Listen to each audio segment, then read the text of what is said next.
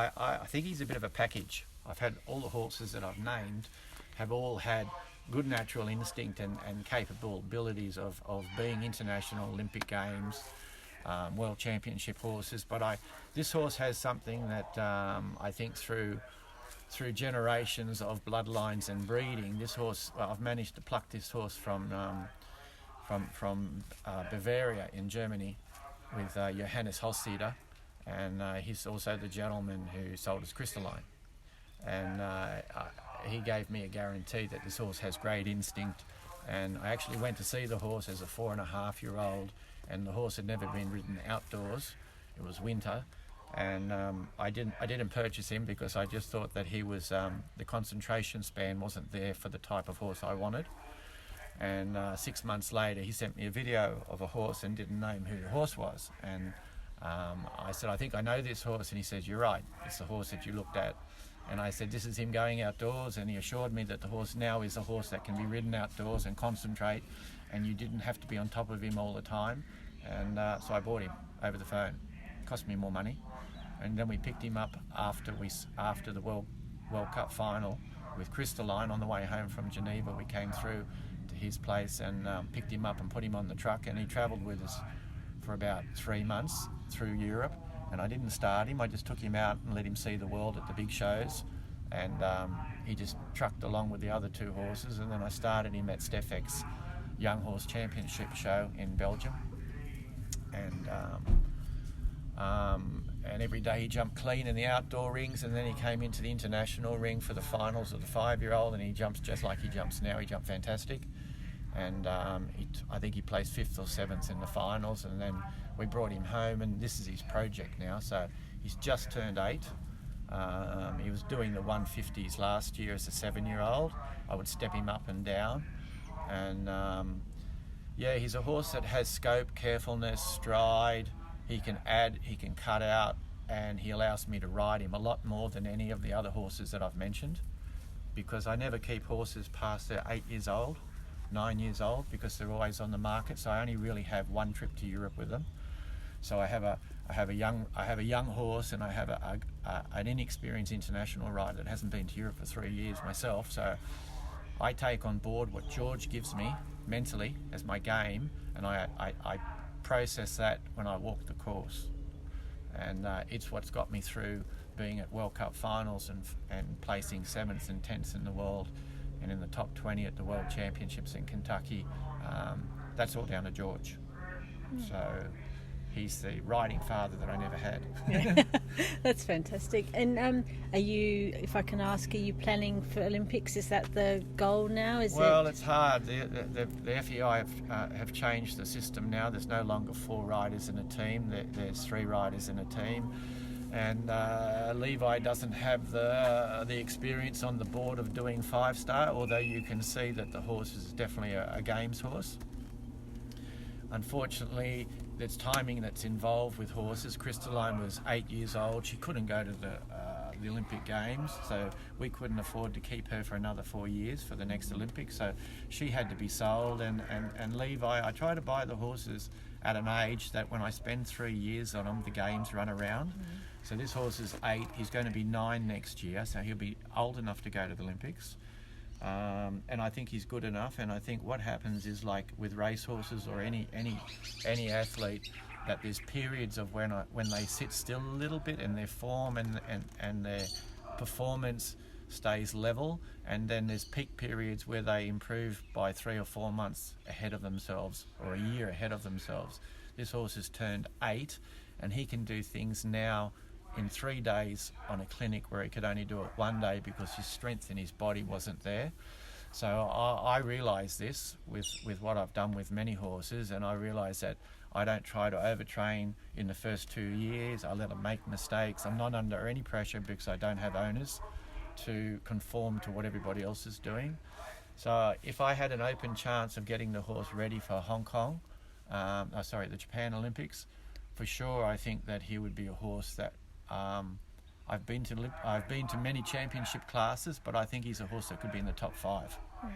And to go to the games is lovely to represent your country and something that's great for your history. But for me, it's a show that if I go to, one, it has no prize money, so you're basically you're knocking back a lot of money to be able to ride. It's a luxury to ride at the Olympics for me, and which I've never done because I've always needed to make a living.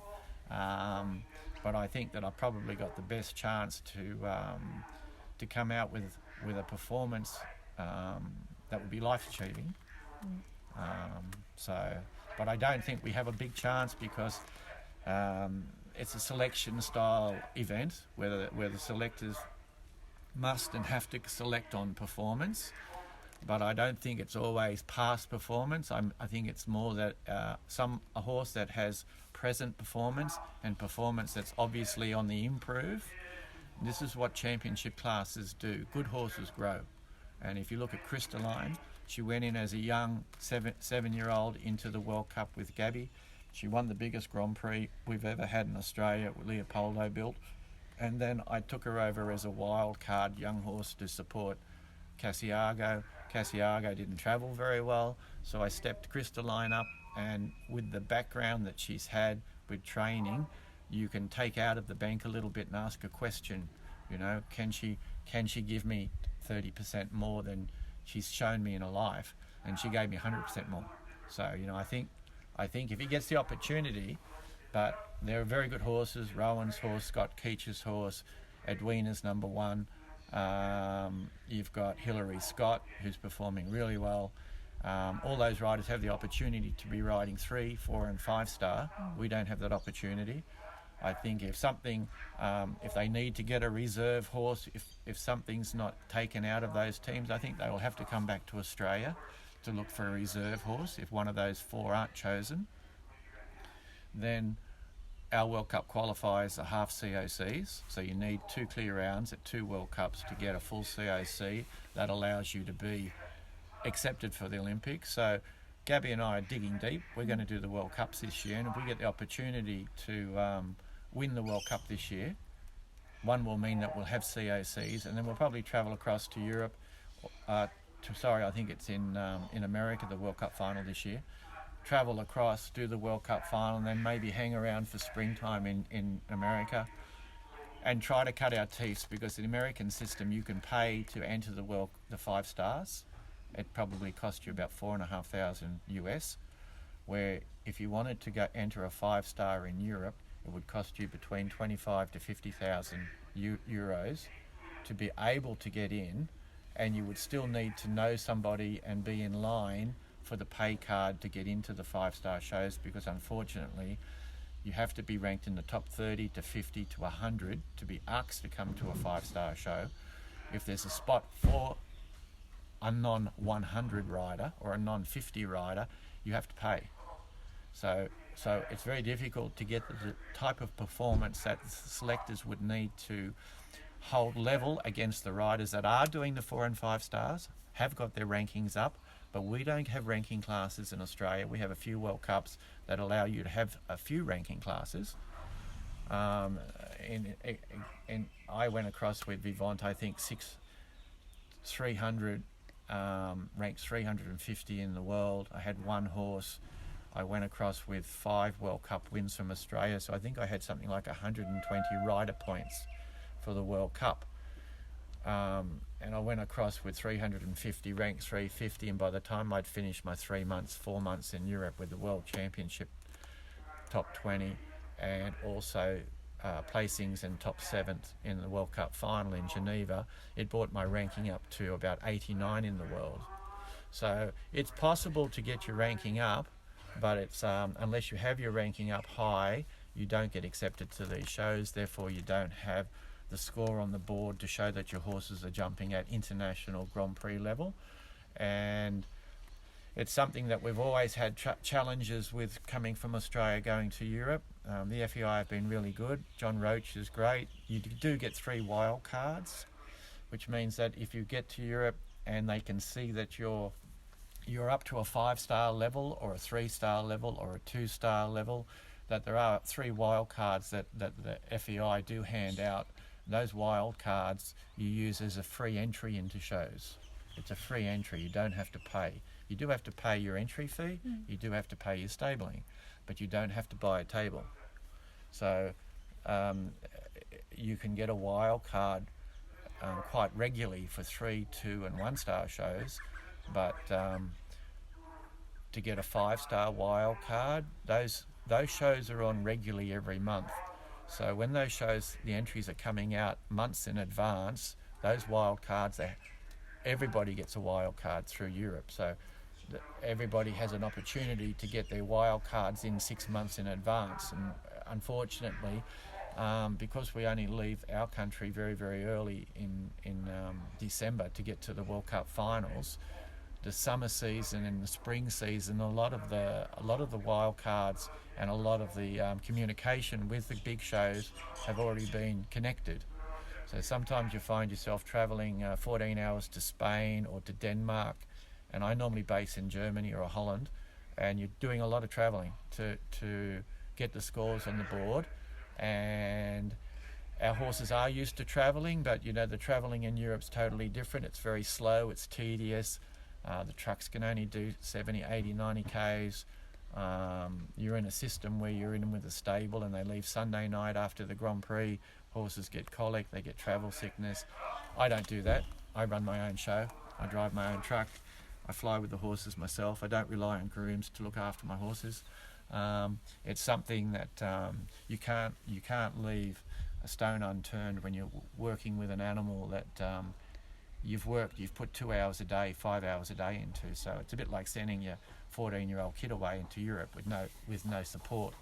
So it's a big business and it's a great industry to be in, but it's also you never know what tomorrow brings. So George gives you a reassurance that there's no surprises in the world, because he puts you under the scrutiny of a 5-star show, and he tests your capabilities of producing something when there's nothing in front of you. And sometimes it's tough love, and sometimes it's a pat on the back. So he's well worth it. I think that he's a mentor that can be in the grandstand, and which he has been many times for me at World Cup finals. And I run it past him what I'm doing, and he confirms that it's a great idea, or he tells me, be careful. Be careful. You can't ride like you ride at home with your open eye. You've got to be in the system and do the numbers when you go to a World Cup final. Be very careful. You don't start looking for distances and taking the first one you see. So to get ready for the World Cup final, I watched every World Cup final on TV. I built the tracks, memorised the tracks. I didn't get the opportunity to do the 12 or 14 World Cups that they have in Europe, but mentally and at home, I rode those tracks. So when I got to the World Cup final, nothing surprised me. And the way George teaches you and gives you the life skills that he gives you, nothing will surprise you in the ring. You'll be able to solve any problem and do it yourself. You don't need to have a trainer. I go to Europe, I don't have someone walking the course with me. I don't have a manager. It's all freelance. You know, we're individuals here. The sport's not big enough for me to have a trainer that travels with me. So you have to back yourself, and you have to rely on your horse. And your horse has to give you as much as you've given yourself. You have to go to those shows not giving yourself 100%. You have to give yourself 150%, and your horse has to give you something that he's never actually given you before. He's shown you that he's capable. So it's question time.